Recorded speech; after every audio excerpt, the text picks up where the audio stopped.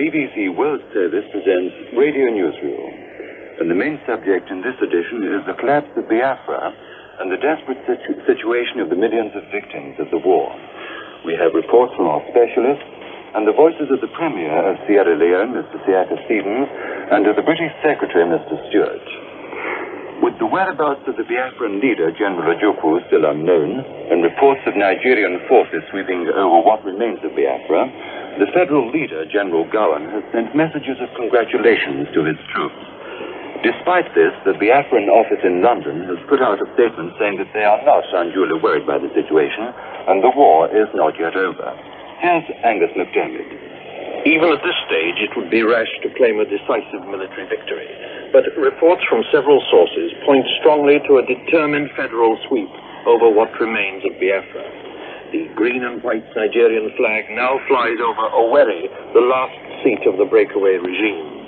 And by all accounts, the vital airstrip at Uli Ihiala, converted ingeniously from a main road, has at least been overrun to an extent that all flights have ceased.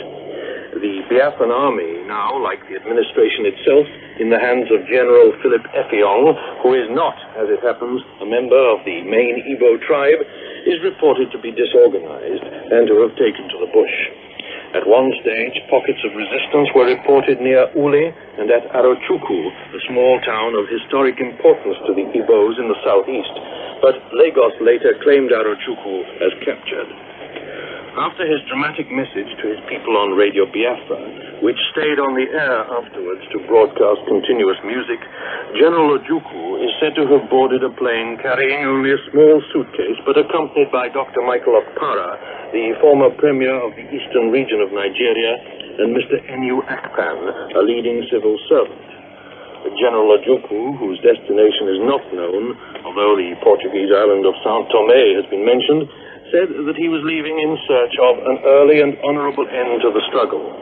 And although Biafra's detractors might see it as a collapse, he hoped soon to return to his people. What can happen next? A Biafran government in exile, perhaps? Demands for an international peacekeeping force? Continued wide support for the Biafrans in many parts of the world? Perhaps, but the federal government has its own plans for rehabilitation and reintegration, and General Gowan has given a warning against international interference. What is certain is that the refugee situation, with millions now starving and with nowhere to run, will grow more severe, if only temporarily so, while supplies are rerouted through the federal authorities. Angus MacDermid. The question still remains, what kind of peace settlement can be arranged? One of our foreign staff, Peter Flynn, suggests General Ojukwu's disappearance may make negotiations easier. Among the countries who've been supporting Biafra, there now seems to be a sense of relief. They feel that the military collapse releases them, without loss of face, from a situation with which they've become somewhat disenchanted. Our man in Yaoundé, John Hadley, told me as to General Ojukwu taking part in any peace talks. His leadership is considered at an end. It's felt more likely that the responsibility for salvaging what can be salvaged will devolve on Ojukwu's Chief of Staff, General Philip Effiong, who is well respected by the federal leader. Peter Flynn. Meanwhile, Biafra's friends and the nations who have been trying for so long to arrange peace talks between the two sides are reacting to the new situation. One African Prime Minister with a special interest in Nigeria is Mr. Siaka Stevens of Sierra Leone. He has proposed this very weekend for fresh talk. Bruce Parker asked him what were his feelings now. I am very glad that the war is now coming to an end. The killings will stop. That has been my own objective all along. And I think that a great amount of responsibility now rests on the shoulders of the federal government to put the country in order and give the people of Nigeria as a whole a chance to determine their future. How near a fact had Sierra Leone come to Biafran recognition? Well, Parliament is reassembling this week, and the matter was going to be debated. What would have been the result, I cannot say. But the people of Biafra and the people of Nigeria as a whole, we have a lot of sympathy for because of our long historical connections. So far as you can tell, what happens now? Well, the responsibility for rehabilitation rests on the shoulders of the federal government. That's what I see. And I don't know what will happen with the leaders of thought in Biafra. But I should think that in the interest of Nigerian unity, the federal government now has the responsibility of exercising a great amount of magnanimity. But can the federal government cope with that responsibility? That is a very good question. That is where I think, without going into the pros and cons of the conflict in Nigeria, the British government has a particular responsibility to help as much as they possibly could to get the situation straight. Because I believe that the whole structure, the whole constitutional structure, was rotten right from the start. That is why all this trouble has developed. Now that Britain is being offered a chance, providentially offered a second chance, to do as much as we possibly can to get Nigeria on its feet again. But while the elites get out of Biafra, what happens, do you think, to the defenseless millions? That is the reason why I said that the federal government, having won a military victory, now has the responsibility of doing all it possibly can for the defenseless people. And are you hopeful of it turning out as it should, as you say it should? Yes, I have every hope, and in our own little way now, we will continue whatever we can do to help, we shall surely help. The Prime Minister of Sierra Leone, Mr. Siaka Stevens.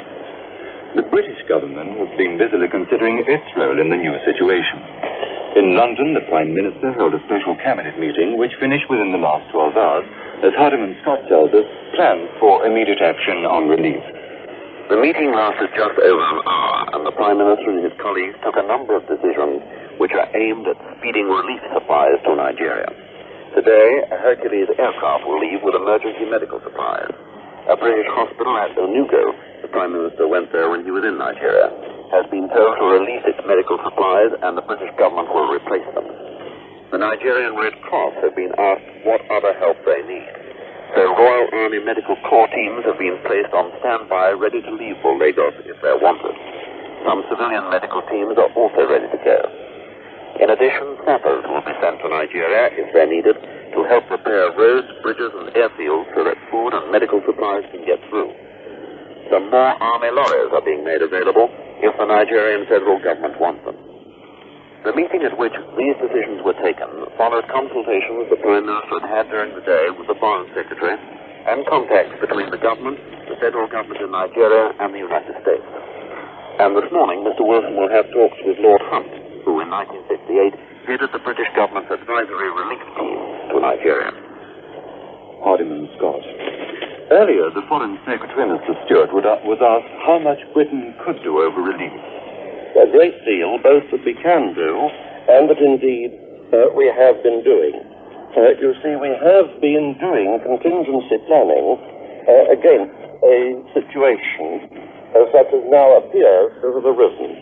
I say appears because the military reports are still not fully confirmed.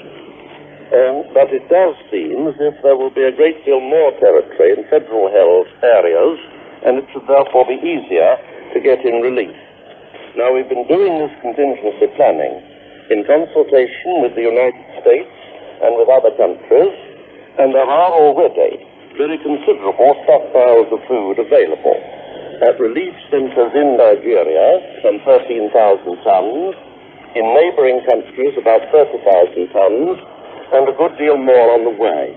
Of course, transport's needed to get it there, and that, we've been into that with the Nigerian Red Cross, and we are arranging to provide lorries and spare parts.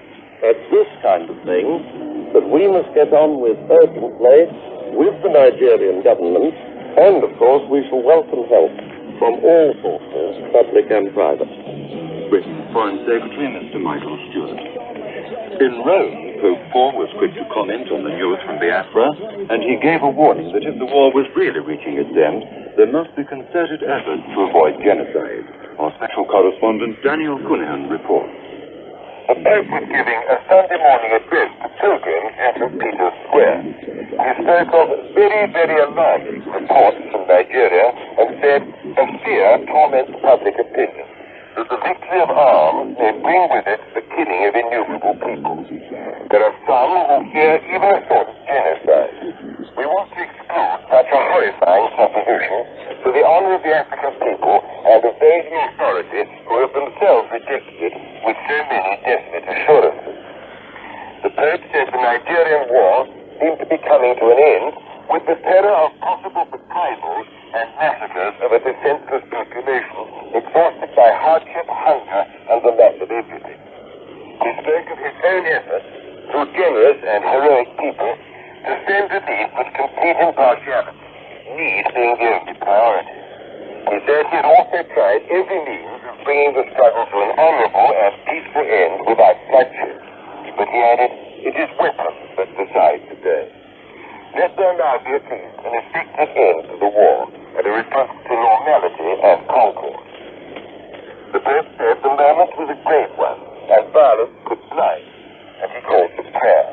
He said only the help of God can give the gift of true peace which the world desires